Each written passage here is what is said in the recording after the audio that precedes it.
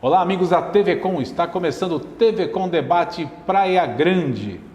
Antes de apresentar a nossa convidada do programa de hoje, quero lembrar você que você assiste o TV Com Debate de segunda a sexta-feira, das 7 às 8 horas da noite, aqui pelo canal 11 da NET, em todo o litoral. Você assiste também os nossos programas através do nosso perfil no facebook.com/TV Com Debate Praia Grande.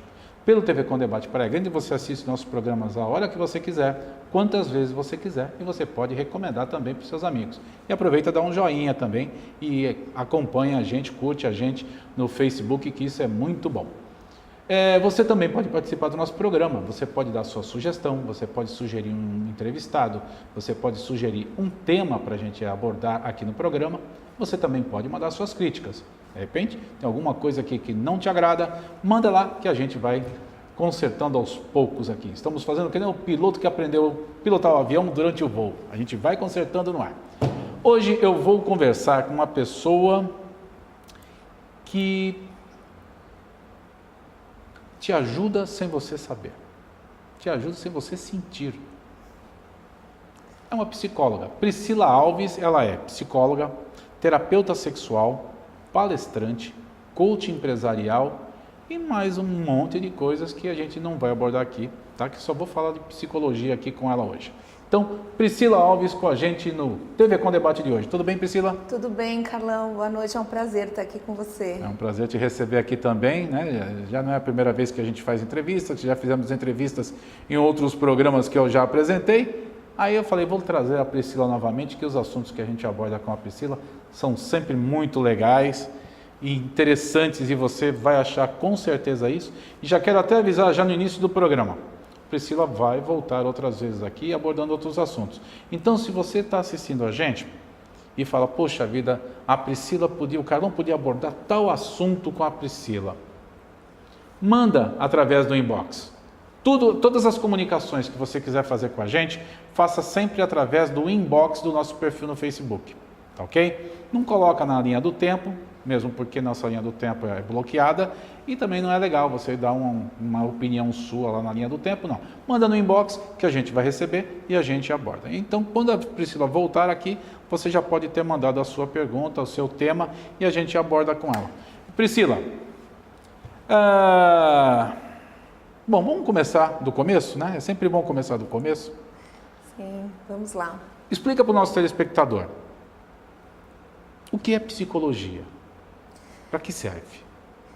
Essa pergunta é bem importante, Carlão, porque ainda se tem muito estigma sobre a psicologia e ainda se tem muita falta de conhecimento, né, sobre o que é a psicologia e qual o papel, né, da psicologia na sociedade. A psicóloga ou o psicólogo e o psiquiatra ou a psiquiatra são tidos como médicos de doido, né? Antigamente se falava, né? É médico de louco, ninguém fala, aquela coisa. E não é verdade.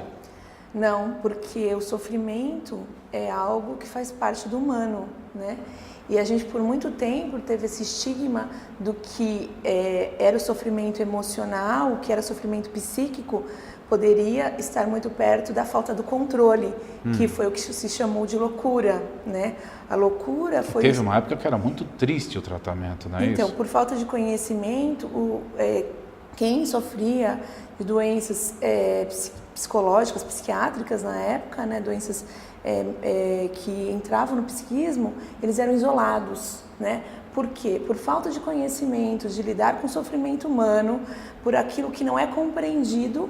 Foram pessoas que foram colocadas à margem da sociedade, quase como se a loucura fosse contagiosa. E fosse um ponto final de vida também, né? Porque a pessoa, já cansei de ver matérias em programas semanais, né? Revistas eletrônicas e tudo mais, onde as pessoas são jogadas lá e esquecidas, né? Porque na verdade o sofrimento humano, nesse nível, né, de quando você chega a uma doença que está num grau muito avançado, que muitas vezes não era cuidada e às vezes era algo tão desconhecido, que quando eu entro em contato com o outro que está em sofrimento, o meu próprio sofrimento pode aparecer. Então o medo de quem estava fora, né, desse mundo, desse universo de sofrimento psíquico, enlouquecer com quem estava adoecido fazia com que isolassem, né, quem vivia nesse sofrimento, nessa dor. Primeiro, para não aparecer para a sociedade, porque eram pessoas que poderiam dizer coisas e falar coisas que não poderiam ser ditas numa determinada época. Envergonhar a família, né? Tinha isso. Sim, antigamente. Até porque a pessoa, num momento que ela está numa crise, ela pode dizer coisas que às vezes não querem que seja dito. Então elas foram colocadas à margem da sociedade por muito tempo.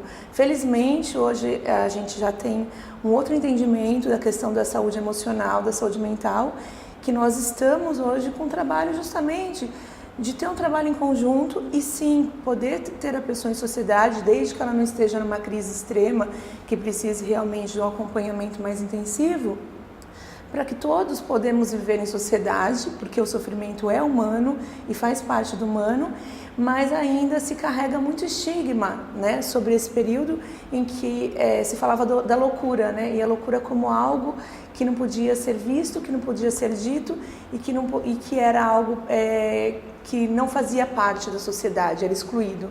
Então agora, apesar da gente ter muito mais conhecimento sobre as questões emocionais, ainda existem alguns resquícios, né, desses estigmas, mas cada vez mais eu acho que assim, teu convite para cá, né, assim como a psicologia cada vez mais dentro de outros universos, vai transformando as questões emocionais muito mais próxima da sociedade. Porque nós Foi essa a ideia, né? Trazer você aqui justamente para tirar essa pecha, né, de coisa assim, quase que marginal, né? Porque no começo do século passado, quem tinha uma pessoa com transtornos, né? Não vamos falar doente mental, porque eu acho que não é nem o termo, né?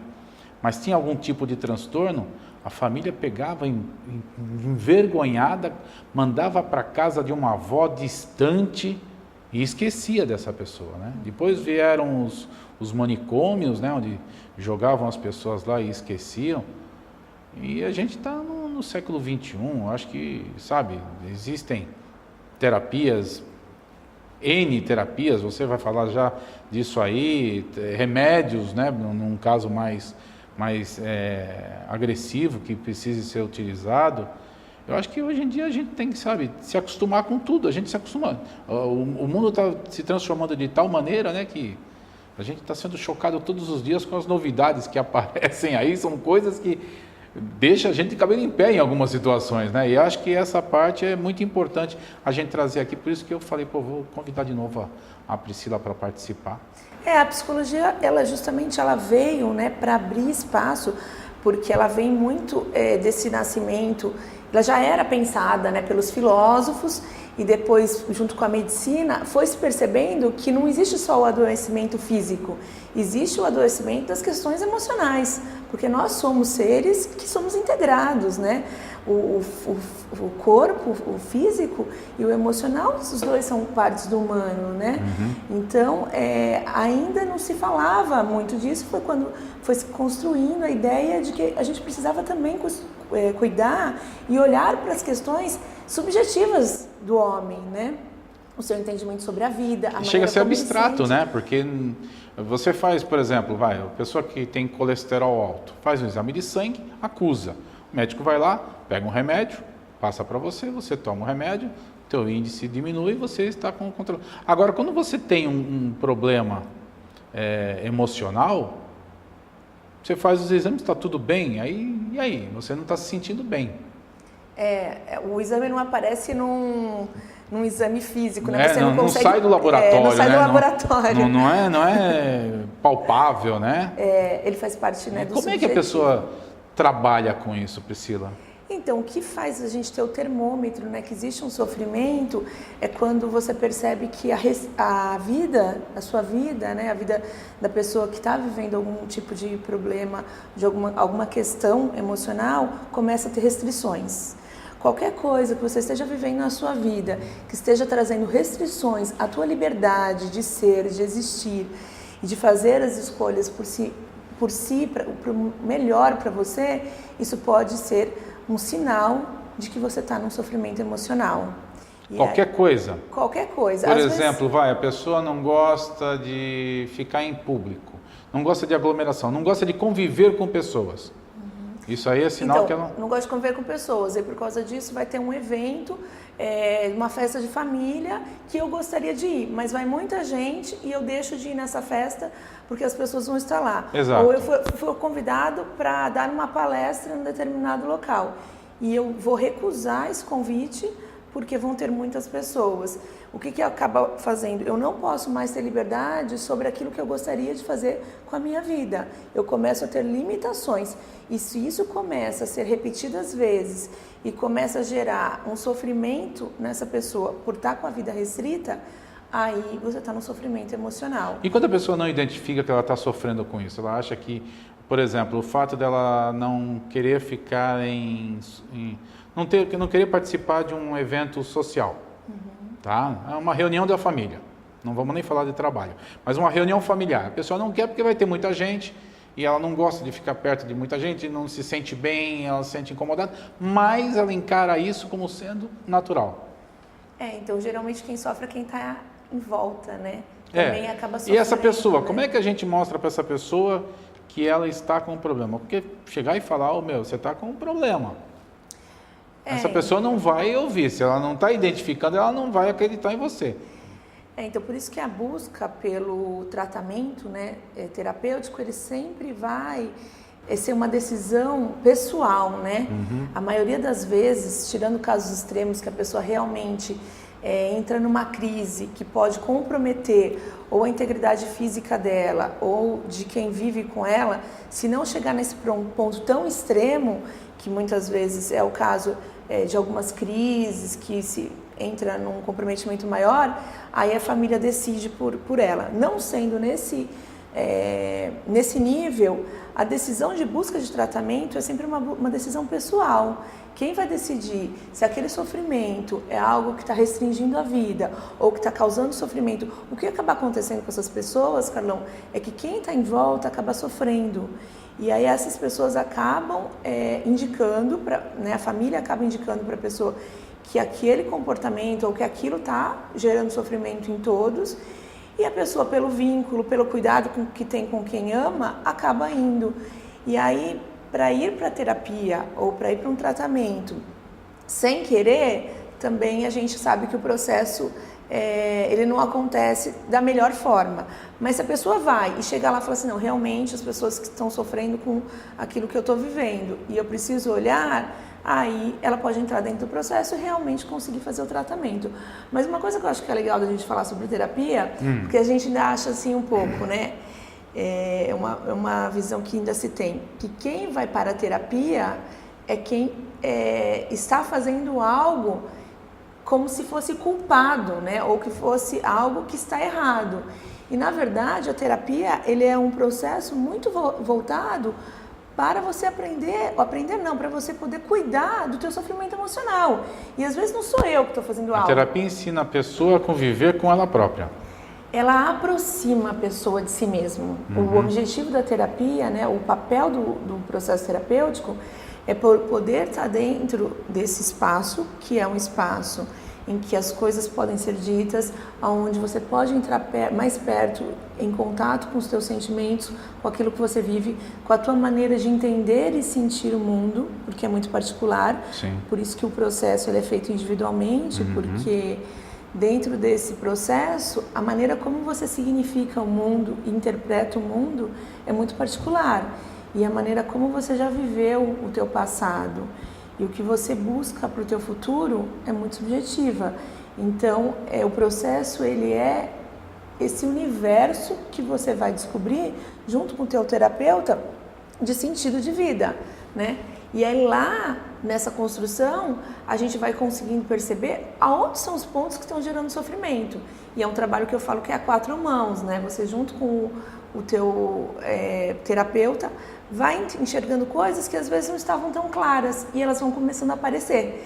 Então, o sofrimento às vezes não é causado porque você está errado.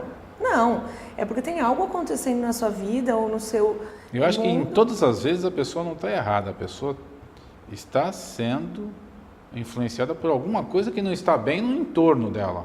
né? Que causa isso para ela, entendo eu, não sei.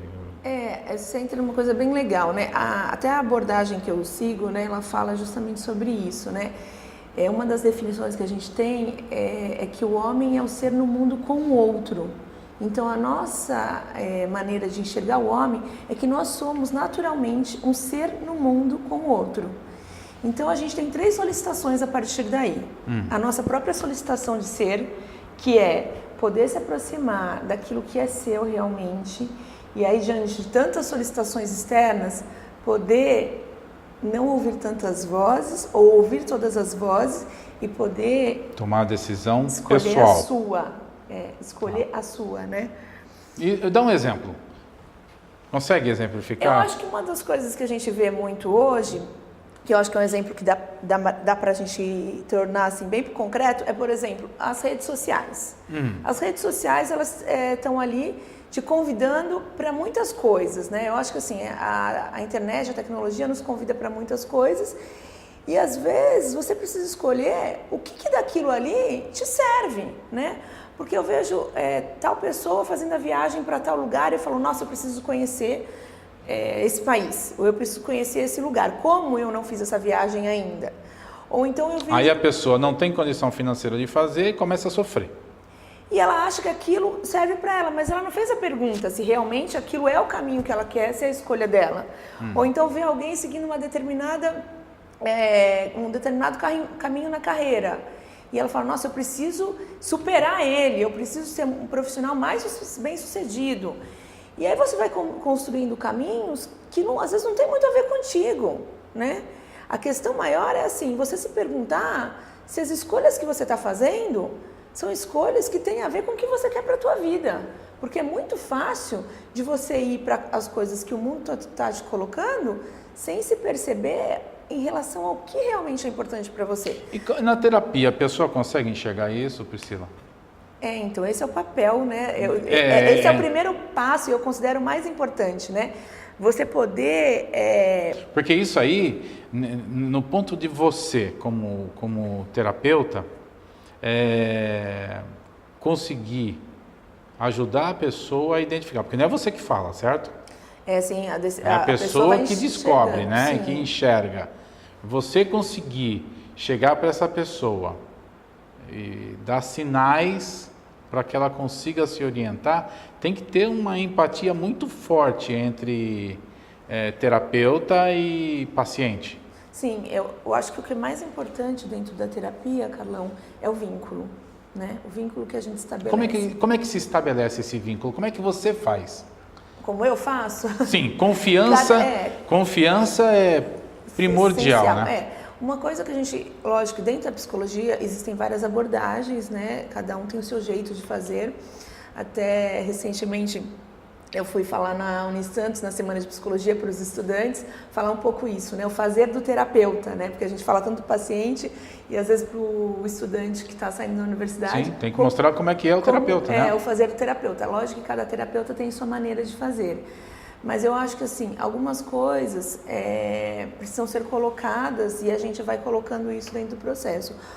O processo terapêutico é um processo sigiloso, né? Tudo que a gente trabalha dentro da terapia, ele é sigiloso. Ele só diz respeito ao terapeuta e ao paciente. Não existe gravação. A pessoa, por exemplo, quem está nos assistindo aqui agora e está achando legal esse bate-papo da gente e fala, poxa, eu tenho me sentido meio mal, sabe? Me sinto infeliz, não sei se é minha profissão, não sei se é meu casamento, não sei se é minha namorada, não sei se é a relação que eu tenho com meus pais ou a falta de relação com os meus pais.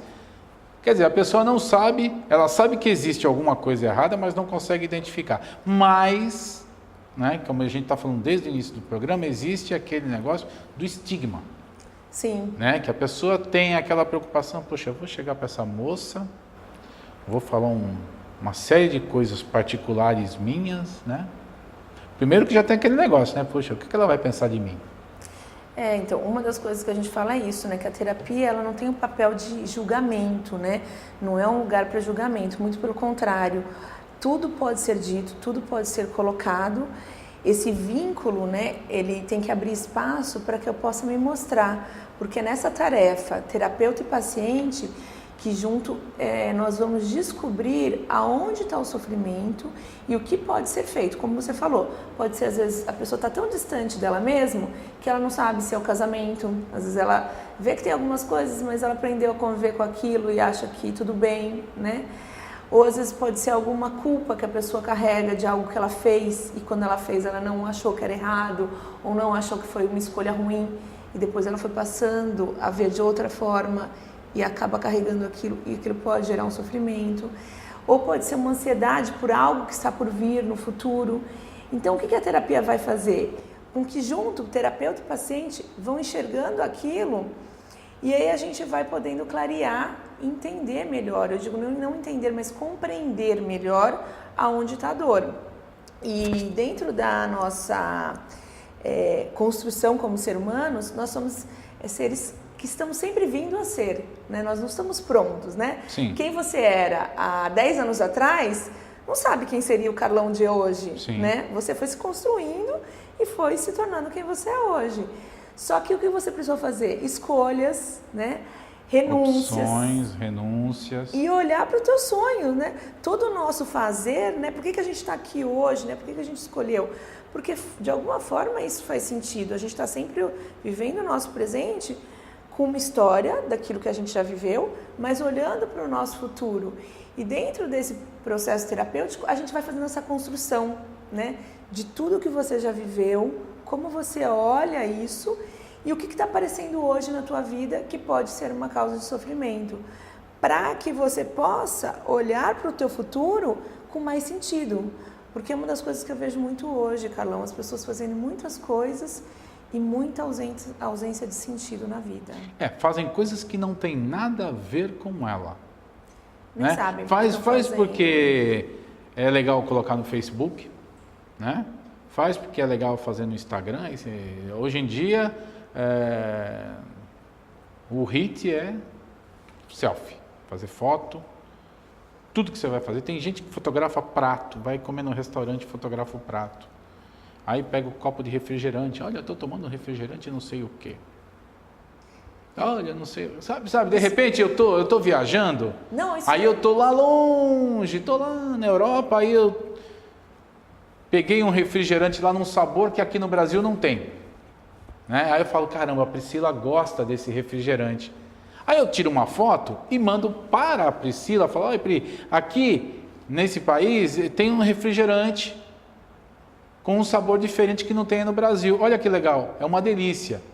Eu não estou fazendo isso aqui para deixar você com água na boca. Lógico, eu deixei a Priscila com água na boca, mas eu não estou fazendo. Eu estou fazendo para quê? Amanhã ou depois, se você falar, puxa, eu vou fazer um passeio, vou passear pela Europa, pô, o Carlão esteve lá naquele país, ele tomou aquele refrigerante, eu vou ver se eu acho. Né? Você usa com um parâmetro. Mas as pessoas, o que eu noto muito é que as pessoas estão usando as redes sociais para mostrar o que não são. Eu até brinco, eu falo que as redes sociais editam a vida, né? Você vive várias coisas. Você consegue dizer, sabe, na rede social a pessoa consegue mostrar que eu, por exemplo, eu sou um cara de 80 quilos, tenho 1,90 m de altura, olhos azuis ou verdes, e na realidade eu não sou.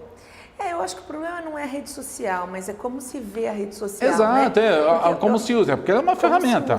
E como se lê também, né? Porque a grande questão é assim, que às vezes a paciente chega no consultório achando que aquilo que ele está vendo da vida do outro equivale à vida do outro. E ali são pequenos recortes, né? Sim. Ali são pequenos recortes com Photoshop, editado. Com carinha bonitinha, com efeitos de Snapchat da vida. Sim. E aí, se eu faço uma leitura que aquilo é a vida do outro e vou fazer uma comparação com a minha vida e aquele recorte da vida do outro, eu estou muito distante, né? Você vai ficar constantemente frustrado, porque ninguém é feliz o tempo inteiro. Sim, isso é uma coisa que, assim... Tem até uma música que fala, né? Como do Barão Vermelho, né? Que rir é legal, mas rir de tudo é insano, né? É idiotice, uma coisa assim, é um termo um pouquinho mais forte. Eu não lembro agora, mas a música do Barão Vermelho é muito legal. Exatamente. E né? fala isso, porque ninguém é alegre o tempo todo, como ninguém deve ser triste também o tempo todo. Sim. Todo mundo tem os seus altos e baixos, né? Eu Sim. acredito que seja isso. A felicidade, a tristeza, as angústias, todas essas coisas fazem parte. Eu acho que tem que existir uma para valorizar o outro, né? Eu acho que assim, nós somos esses seres, o ser humano é esse ser que anseia coisas, tem sonhos, tem desejos, muitos a gente vai realizar e outros não. E tem coisas que a gente, para escolher, a gente tem que renunciar, né? Para você poder estar casado, você renunciou a estar solteiro. Para você poder ser pai, você renunciou a não ter filho. A vida é sempre feita de escolhas. Sim. E às vezes a gente pensa que dá para você viver uma vida como se você não fosse ter faltas. E a vida feita por muitos sonhos realizados, por muitas metas atingidas, ela te traz realização, te traz felicidade, mas a gente vai ter nossos momentos de tristezas, e isso é normal, desde, como você falou, não se torne uma constante. Até porque a tristeza, ela pode ser um sinal de que tem algo na sua vida que você precisa cuidar, né? Às vezes a gente está deixando alguma coisa importante um pouco de lado, e o estar triste não é, né? Você perder uma pessoa que você ama, você sair de um casamento, você perder um emprego que era importante para você, esses processos fazem parte da vida, né? De todos, né? Os processos de perda, de luto, e às vezes tem coisas que são até necessárias para você poder ir em busca de algo que é mais significativo, uma carreira, por exemplo. Você às vezes deixa uma relação de amigos, de convivências tão importante, porque aquilo valeu a pena, faz parte da tua história. Ou você acha que vale a pena e tem que tentar, pelo menos, sim, né? Sim, mas está indo em busca de algo que faça sentido, sim. Né? Então, eu acho que assim, você poder saber que existem coisas que vão fazer falta e existem outras que vão te trazer felicidade. E isso faz parte da nossa existência, né? Nós somos esse ser que temos momentos de felicidade, temos momentos de tristeza. Agora, eu acho que a gente precisa resgatar muito a questão do sentido da vida, né? Como nós estamos cuidando de nós e do sentido da nossa vida, diante, como você falou também, das solicitações do mundo e da solicitação do outro, porque quem vive contigo também tem expectativas em relação a você. Sim, com certeza. Vamos fazer o seguinte, estamos falando de alegrias e tristezas, mas nós vamos para o nosso intervalo. Não fique triste que a gente volta já já e eu continuo aqui com Priscila Alves, psicóloga, que está conversando aqui com a gente hoje, está explicando desses males que tumultuam a cabeça da gente. Voltamos já.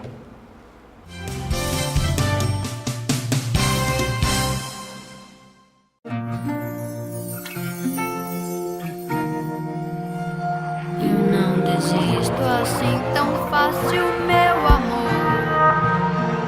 Das coisas que eu quero fazer ainda não fiz. Na vida tudo tem seu preço, seu valor.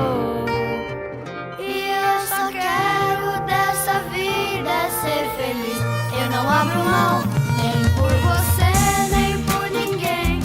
Eu me desfaço dos meus sonhos, quero saber bem mais que os meus 20 e poucos anos. Nem por você, nem por ninguém. Eu me desfaço dos meus sonhos, quero saber bem mais que os meus 20 e poucos anos. Quero saber bem mais que os meus 25 anos.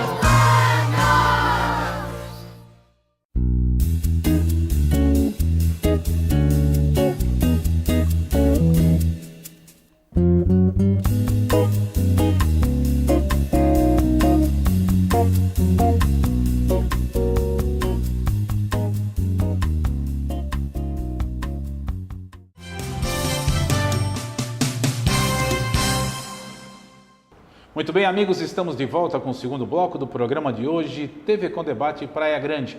Antes da gente dar continuidade com o nosso bate-papo aqui com Priscila Alves, psicóloga, eu quero lembrar vocês que vocês nos assistem de segunda a sexta-feira, das 7 às 8 da noite, aqui pelo canal 11 da NET, que é a TV Com, no litoral de São Paulo, tá? E também você nos assiste através do nosso perfil no facebook.com/TV Com Debate Praia Grande. O nome é meio comprido, mas somos nós, estamos aqui. O que você faz? Todos os programas que passam no canal 11 tá? Que são veiculados, que vão ao ar no Canal 11, também vão para o nosso perfil no Facebook. Então você pode assistir a qualquer momento. Você está gostando da entrevista com a Priscila? Quer ver mais de uma vez? Legal!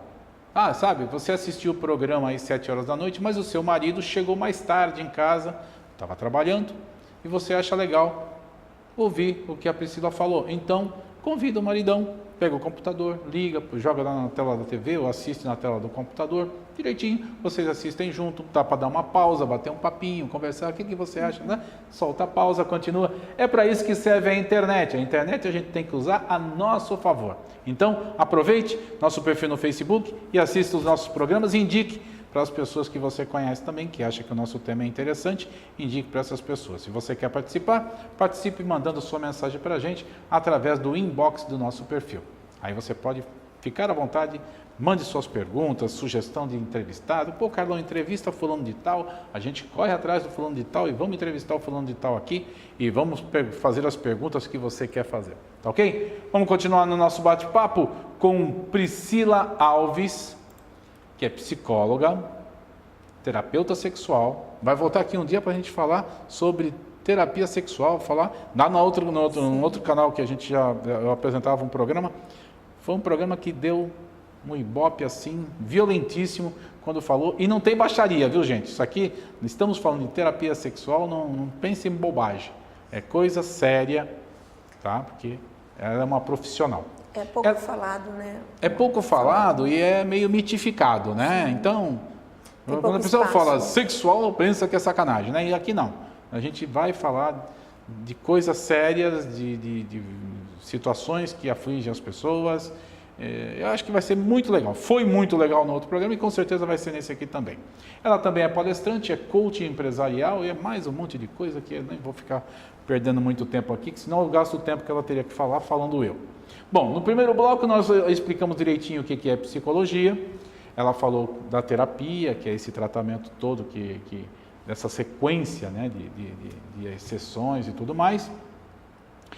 E entrou na parte das cobranças, essa coisa toda que você, sabe, você se cobra muito, de repente você não sabe por que você está se cobrando, se realmente é isso que você quer ser. É isso, Priscila? Sim. Às vezes a pessoa fala, eu quero apresentar um programa de televisão, quero sentar no lugar do Carlão, mas de repente não é a tua praia. Não é? A tua praia, de repente, é você fazer edição. Eu vou editar, eu quero deixar o programa bonitinho. Você gosta de uma coisa e pensa na outra. E não faz bem para você isso. Isso cria o quê? Uma ansiedade em você. E é sobre justamente a pergunta que eu vou pedir para a Priscila explicar para a gente agora. O que é essa doença, ansiedade, que aflige assim uma parcela enorme do mundo? Sim. A ansiedade, Carlão, ela é algo que ela pode ser natural e faz parte da vida e não ser algo que seja realmente restritivo a uma vida saudável, ou ela pode ficar num grau tão elevado que aí sim ela passa a ser algo que limita a pessoa de viver com uma qualidade de vida ideal e aí passa a ser algo que exige um tratamento. Quando a ansiedade é positiva? A ansiedade ela é positiva quando ela me movimenta. Então, por exemplo, eu estou ansiosa porque eu tenho uma festa. Então, eu vou me preparar para a festa, vou comprar roupa, vai comprar uma roupa, ansiedade gostosa. Sim, é uma ansiedade, eu vou preparar, por exemplo, o meu aniversário. É uma ansiedade, mas é algo que eu consigo fazer, eu consigo ter liberdade de ver, mas aquilo me deixa...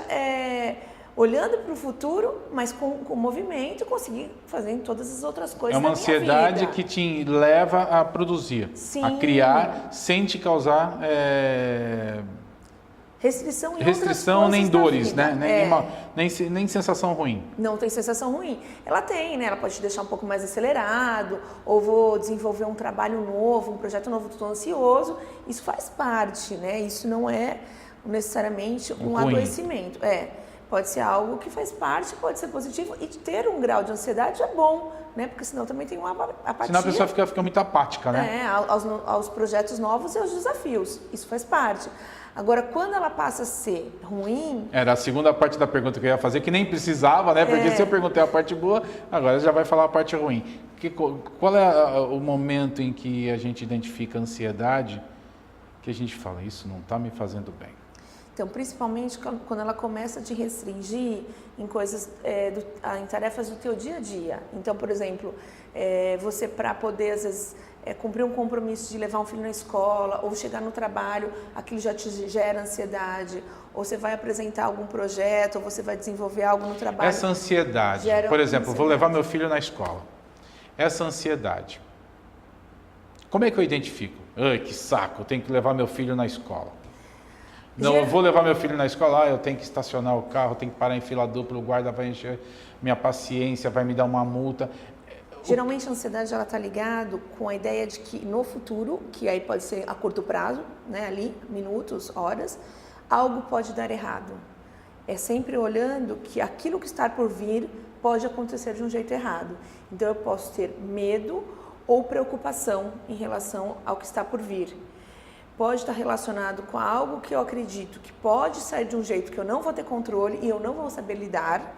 Então, por exemplo, eu vou fazer uma apresentação e no trabalho e eu posso falar algo que o meu chefe não aprove. Ou eu posso chegar atrasada com meu filho na escola e meu filho vai perder aquele dia de estudo. Então, é algo que eu vejo que pode sair do meu controle e eu não vou conseguir lidar. E aí não faz. Ou não faz, ou é sempre com muito sofrimento. Né? Porque a ansiedade ela pode gerar a atitude de se esquivar da situação. Então, por exemplo, não fuga. Você se evita se colocar nessa situação. Aí você começa a restringir a qualidade de vida, né? Porque você deixa de poder fazer coisas. E o correto é o quê, Priscila? Encarar? Então, bater de frente com um problema que está te incomodando? Isso realmente causa superação? Então, quando está num grau que já está restringindo assim, o ideal é você fazer um acompanhamento psicológico, né? Perfeito. Porque tem a ver já com algo que você já está tendo dificuldade de cuidar. E o apoio do terapeuta, né, o apoio do psicólogo, ele vem justamente para ver qual é a tua maneira de lidar com aquilo que te coloca em sofrimento. Porque tem uma leitura tua do mundo, ou um jeito de significar o que você vive no mundo que está te colocando em sofrimento. Quer dizer que quando a pessoa sente uma ansiedade de alguma coisa, mas ela consegue realizar essa coisa e sai tudo bem, ela fala, puxa, estava com medo, né? Mas deu tudo certo. Sim, ela conseguiu. Até aí é uma coisa natural da vida. Sim, a ansiedade ela faz parte, ela foi lá, realizou e consegue viver as outras coisas que ela quer na vida dela com liberdade, né? Liberdade de poder cuidar de tudo que é importante para ela, sem gerar restrições nos relacionamentos, sem gerar restrições nas escolhas que ela quer realizar, sem deixar de viver coisas que ela considera importante e com uma qualidade Uma pessoa, de vida, por né? exemplo, Priscila, a pessoa vai fazer uma viagem para um país distante. Eu já falei, acho que no final do bloco passado, negócio do refrigerante, né? Vamos lá, digamos que eu tenho vontade, Carlão tem vontade de conhecer a Alemanha. Tá? Tenho vontade de conhecer um país onde tudo funciona direitinho. Tá? Aí me preparo, guardo dinheiro, me programo, consigo a viagem. Aí quando está tudo preparado, minha mala já está pronta, eu falo, caramba, eu vou para a Alemanha. Estou ansioso. Aí eu vou para a Alemanha, eu desço lá no aeroporto, falo, estou na Alemanha. Passo meu tempo na Alemanha, volto para casa. Quando eu chego aqui, eu sinto uma alegria muito grande de falar, caramba, eu consegui fazer uma coisa que eu tinha medo ou ansiedade, fiz, deu tudo certo e eu estou aqui de volta. Parece que foi uma conquista. Isso é benéfico? Sim, quando você consegue superar, né? Às vezes é um desafio, algo que... Porque é uma coisa simples, né? Porque você comprou um pacote de viagem, você foi para um país, né? Você visitou esse país que você tinha vontade, você voltou para a sua casa, para o seu país, para a sua terra, você voltou para o Brasil, para Santos, para aqui, para a Baixada, você está na sua casa novamente, você fala, caramba, né? Nunca imaginei que eu conseguiria fazer isso e eu consegui. Então você se sente bem com você teve uma vitória. Sim. Isso é positivo. Positivo, porque você está enfrentando algo que, apesar de ser desafiador, você foi lá, fez, realizou, e aquilo para você te trouxe ganhos que você considera importante. E mesmo que você tenha que ter lidado com alguns fatores desconhecidos, né? Porque Sim. uma viagem, outro país, outra língua, a ansiedade para algumas pessoas está muito ligado a isso, né? Ao desconhecido, ao não saber o que está por vir. Porque se a gente for pensar... Isso o medo do desconhecido, essa ansiedade pelo desconhecido, ela já entra nessa parte do patológico, digamos? Da doença, né? O que o DSM-5, né, vai considerar que já entraria num grau que precisaria, assim, que já é um adoecimento mesmo, é quando começa a comprometer a vida da pessoa por um período mais longo. Então, geralmente, a gente considera aí um período de 6 meses, a pessoa vivendo num sofrimento, numa ansiedade, aquilo ali constantemente, a gente considera que realmente já está comprometendo, né? Você viver diariamente com uma ansiedade... 6 meses antes de ir para a Alemanha, então, a pessoa já está roendo as unhas e eu estou com medo. Se for a efeito de um fato específico, a gente não vai considerar que porque é um evento novo e pode gerar um estresse, uma ansiedade natural. Tá. Agora, o que a gente começa a considerar algo que é um sofrimento grande, que em relação às outras coisas da vida, né? Então, coisas mais normais do dia a dia. Do dia a dia, Então, para eu trabalhar, eu me sinto ansioso, como eu vou falar com uma determinada pessoa sobre uma decisão que eu tomei ou que eu preciso me colocar numa situação que é diferente, eu já sinto um sofrimento, fico dias pensando naquilo ou não consigo falar. Aí você vai vendo várias situações do dia a dia da pessoa que é como se assim, ela tivesse com os nervos à flor da pele, tipo, extremamente em situação de alerta. E aí começa a comprometer o sono. Uma coisa que vai acontecer daqui a alguns dias estraga toda a qualidade de vida anterior dela. Sim, aí já é considerado já como uma doença. Porque na verdade a gente começa a sentir assim, por exemplo, que a pessoa tem uma irritabilidade, uma qualidade de sono ruim. Existem alguns sintomas que vai dando essa medida. Quem vai fazer essa avaliação é o clínico, né? Mas você, para procurar o processo terapêutico, você não precisa necessariamente de um diagnóstico.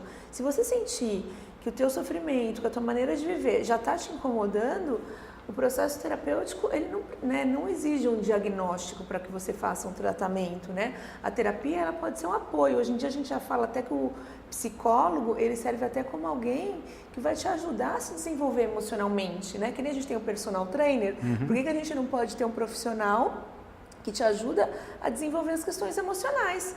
Porque lidar com muitas coisas que às vezes não é tão fácil para você é algo que pode te colocar em contato com coisas que você sozinho não teria tanta facilidade. Até porque vocês têm o embasamento técnico da coisa. Sim, não é uma relação de um amigo, né, que você conta. É técnico, né? Você estudou para isso, você se aperfeiçoa, você estuda dia e noite, né, a respeito desse assunto, até para poder orientar bem as pessoas, né?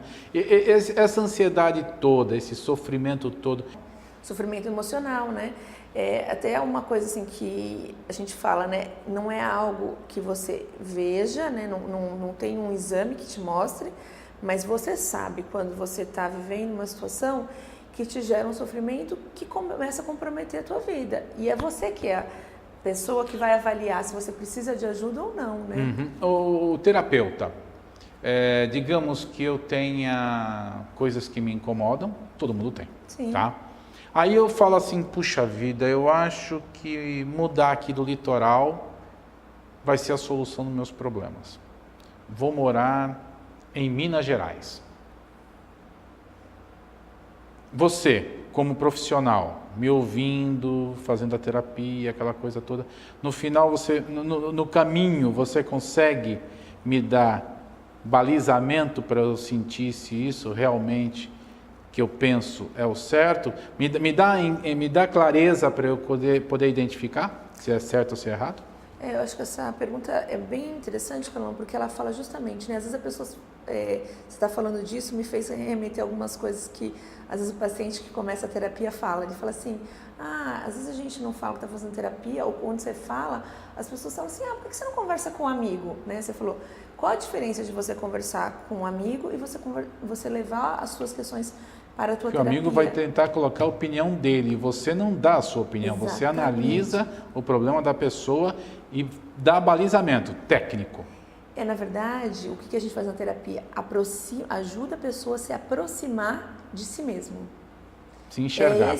É esse o propósito do processo terapêutico, para que a pessoa possa estar mais próxima de si mesmo e perceber quais são as próprias escolhas. Então, por exemplo, em relação a essa questão de mudar de cidade para poder ter uma vida melhor, a gente vai poder junto olhar, né, o que você acredita que essa viagem, essa mudança de cidade pode trazer de ganhos, quais vão ser as renúncias, o que mais está envolvido que essa viagem poderia te trazer diferente do que você está vivendo hoje. Então, tudo isso está relacionado a se aproximar mais de você para que você possa tomar decisão, porque não é o terapeuta que vai fazer isso, mas ele vai junto contigo te aproximar dessa escolha. Porque conversar com um amigo, cada um tem uma visão de alguma coisa. De repente eu chego e falo, eu quero mudar para Minas, mas o meu amigo odeia Minas Gerais. Ele vai tentar tirar da minha cabeça. Não, cara, não vai para Minas, vai para o Rio Grande do Sul, que é melhor, lá tem churrasco todo dia, Sim. aquela coisa toda, né? Porque cada um tem uma opinião. Não é o caso do terapeuta, Não. né? Do psicólogo, da psicóloga no seu caso. Você está ali, você ouve, né? Você vai buscar subsídios na pessoa para que a pessoa te passe mais informações, para que você possa dar dicas. Eu vou dizer dicas, tá, gente? Mas não são dicas. Eu estou tentando trazer a informação aqui de uma forma bem palatável para todo mundo, tá? Então, na realidade, a psicóloga, o profissional, ele faz a pessoa se enxergar. Então, eu diria, dá dicas para que você veja em você mesmo se a mudança para Minas Gerais é a melhor coisa para você. Isso que você falou é bem... Ou você quer fugir de alguma coisa e o fato de ir para Minas não vai resolver o problema.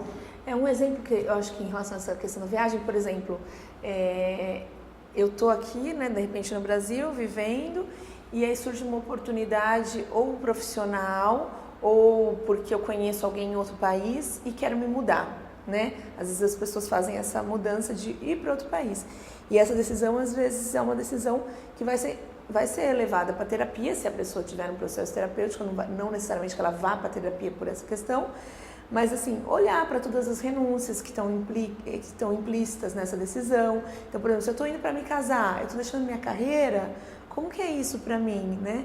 E o que o terapeuta vai fazendo? Ele vai junto com o paciente, olhando como que é para o paciente abrir mão dessas coisas que ele vai deixar, por exemplo, no país, e em busca de algo que ele acredita, em direção ao futuro dele. Porque todas as nossas decisões, Carlão, é sempre em busca daquilo que a gente acredita que está por vir, que são os nossos sonhos, nossos objetivos. Que a gente sempre procura o melhor, né? Ninguém Sim. procura o pior, senão aí é malucão mesmo. Aí não, né? Porque a pessoa procurar as coisas que vai te fazer mal não é uma coisa sã.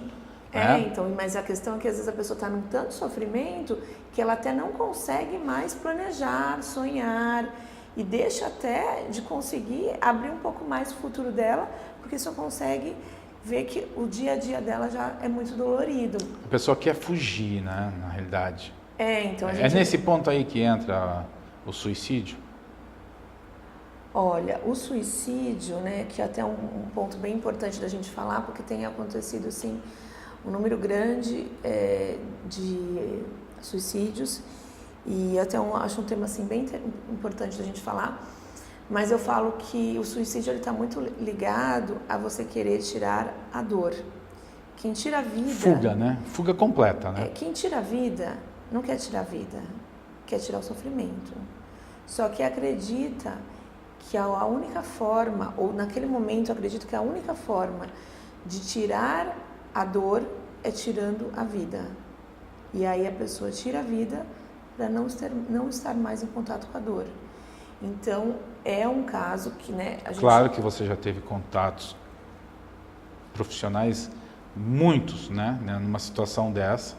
No consultório, a gente atende muito caso de pessoas com ideação suicida, que a gente fala, né? O desejo de tirar a própria vida. E aí eu acho que é um ponto realmente que a gente está vivendo, assim, um adoecimento muito grande. Eu não sei, né? A gente fala assim, a gente aumenta cada vez mais o nosso número de diagnósticos de depressão e de ansiedade.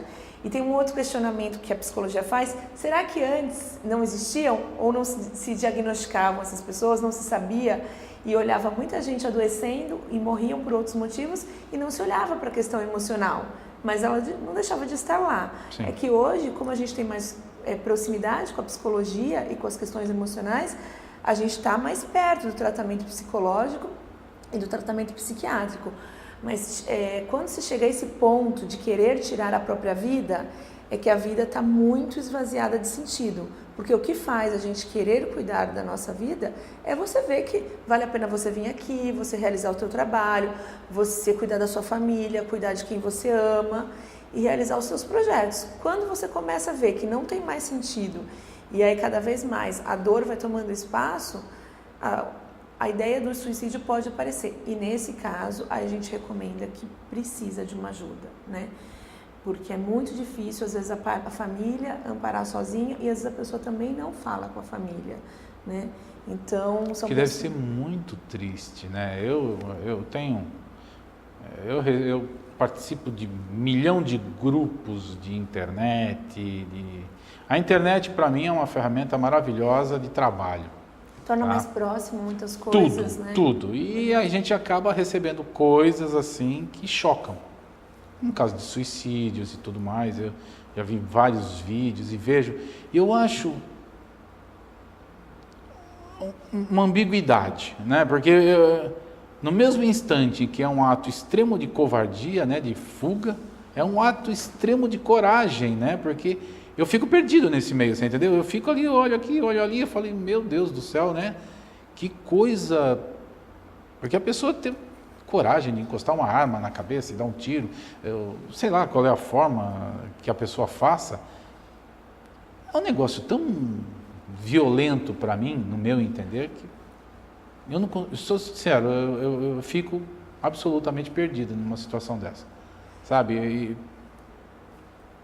E é por isso que eu te perguntei, tá? Eu saí um pouco do roteiro, tá? A gente, antes do programa a gente conversa e tudo mais, não tinha entrado no assunto isso aqui, foi por isso que eu perguntei até saindo um pouco do roteiro, de você me desculpe se eu te coloquei uma situação complicada. Acho que é importante falar sobre isso, porque até agora tem uma campanha, né, que é o Setembro Amarelo, que é justamente um mês dedicado para a informação, porque tem assuntos que são muito...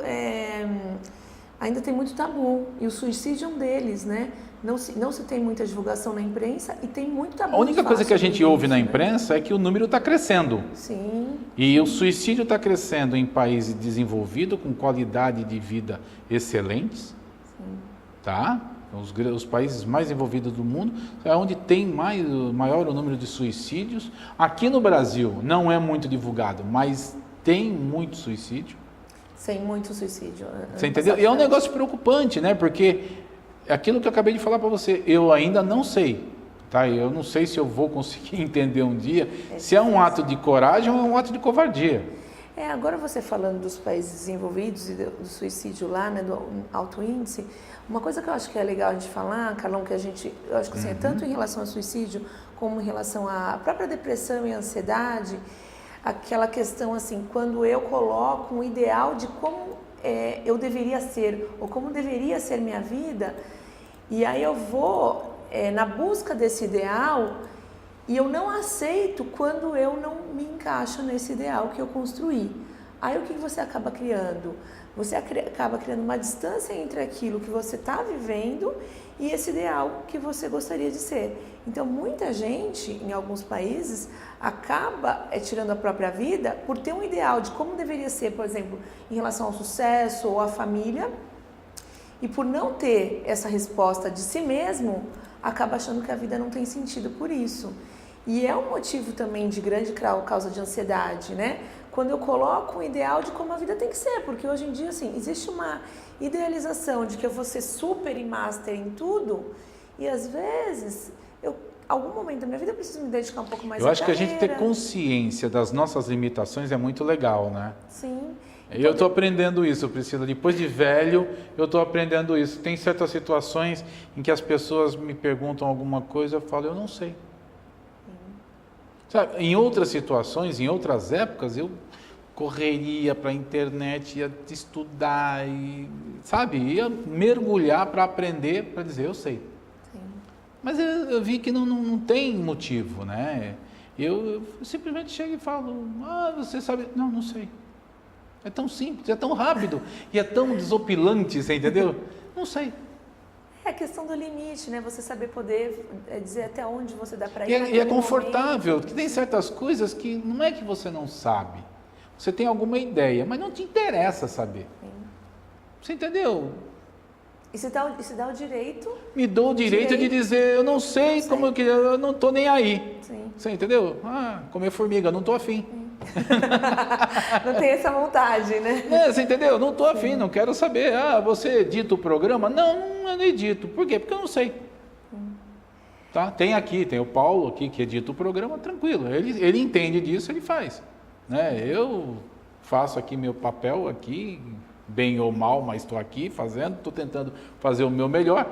E eu acho que a gente tem que chegar nesse ponto, né? Porque eu não tenho necessariamente para apresentar um programa de televisão, eu não tenho que saber ligar o transmissor, eu não tenho que saber instalar a antena, eu não tenho que saber fazer edição, sabe? Eu não tenho que saber montar uma câmera, montar um microfone. Você entendeu? Não sei. Poder fazer as escolhas daquilo que é importante na vida, exato, né? Exato. Eu acho que essa questão da escolha é justamente o ponto que te dá o limite daquilo que você quer e daquilo que você vai renunciar, para que você possa ter um cuidado melhor com o tempo da tua existência, porque a gente tem um tempo de vida e que esse tempo ele seja bom, né? Porque nós somos finitos e a nossa finitude faz com que a nossa vida possa valer muito a pena, por a gente ter um tempo final. Precisa valer a pena, né? Por ter um tempo final, o tempo que a gente está aqui, a gente pode fazer com que esse tempo seja um tempo bom, né? E não dá tempo de fazer tudo e viver tudo, mas que a gente possa viver as escolhas que fazem sentido para a gente, né? Eu acho que isso que a gente precisa resgatar, né? O contato com o que realmente faz sentido na vida. Escolher as decisões e abrir mão de algumas coisas que não tem tanto valor, né? Estamos chegando ao final do programa? Já estamos chegando ao final do programa. Conversamos aqui, batemos um papo longo. Logicamente você vai voltar aqui, claro. Sim, tá? Já está com o maior convidada. prazer. Está convidada. E vocês que estão assistindo aí em casa já sabem, já pode mandar suas perguntinhas para a gente. Tá? Que a Priscila vai voltar aqui, a gente vai falar, fala do assunto tal, fala de síndrome do pânico. Faltou o quê, Priscila? Falou pânico. Falamos de ansiedade hoje, né? Que é o começo de tudo, né? Na verdade a gente tem assim uma série de diagnósticos, mas eu acho que o que é importante a gente ficar, Carlão, é com que existe espaço para que a gente possa cuidar das questões emocionais, existe espaço para que a gente possa se aproximar mais da vida que a gente gostaria. E esse papel é nosso, né? Cada um vai ter que ter nas próprias mãos o cuidado com si mesmo. E procurando a ajuda sempre de um profissional habilitado. Isso aí é a melhor coisa que existe. Que no caso aqui do assunto em pauta é a Priscila Alves, que é psicóloga, é terapeuta sexual, palestrante, coach empresarial. Você está vendo os contatos da Priscila que estão aqui na tela. E eu agradeço você, Priscila, pela tua participação aqui com a gente, por ter batido esse papo aqui comigo e com nossos telespectadores e com os internautas também. E já refaço o convite que você volte, tá? Em breve a gente vai agendar, ver aí tua agenda, teus compromissos, para que a gente volte aqui e converse outros assuntos. E você que está em casa nos assistindo aí na internet, aproveita, manda a sua pergunta, sugestão de tema, tá? De repente a gente não abordou alguma coisa aqui que você quer que a Priscila fale. Então, é só mandar para a gente. Tá ok? Obrigado, Priscila. Obrigada, Carlão. Eu que agradeço. Foi um prazer. Foi um prazer te receber aqui. Mais uma vez, a gente está junto no programa. E vocês, meus amigos que nos acompanham aí na TV Com, o programa chegou ao final. Nos assistam amanhã, nesse mesmo horário. E então, assistam também no nosso perfil do facebook.com/TV Com Debate Praia Grande. Até amanhã.